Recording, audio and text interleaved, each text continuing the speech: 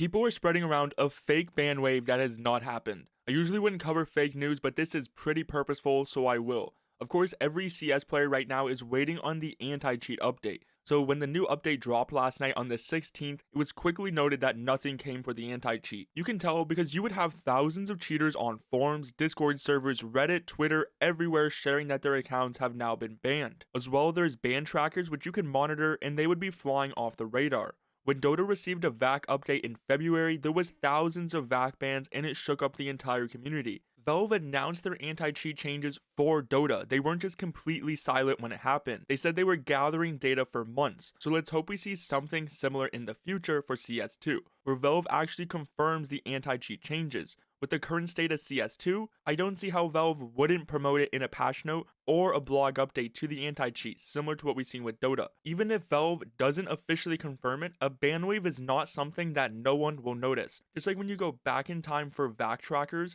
you can see the January ban wave which took place, and then you can also see the Dota ban wave that took place in February. Just think of how many cheaters there really are. One of the bigger ban waves we had in CSGO was back in 2018, when Valve banned over 600,000 players after going free to play. Hopefully we see numbers like this, anywhere from 100,000 to a million accounts. That would be very convincing for a healthy VAC update. But that's where after the recent update, some shared a ban screen of VAC Live, and others are running with it, thinking it's a full ban wave because two players just showed the exact same screen, tricking players into playing the game and then they realize nothing actually changed and hackers are still running around. Not only are people just believing this, but then others are sharing it saying that VAC is now working, but in reality the game is still broken. Just because you see one ban doesn't mean anything. There is bans every single day. Of course, people who just dick ride Valve are going to act like nothing's wrong and oh look, they just popped out a ban wave, you should stop complaining now. But the problem is still happening. No bans actually went out. If anything, we are getting less bans than before,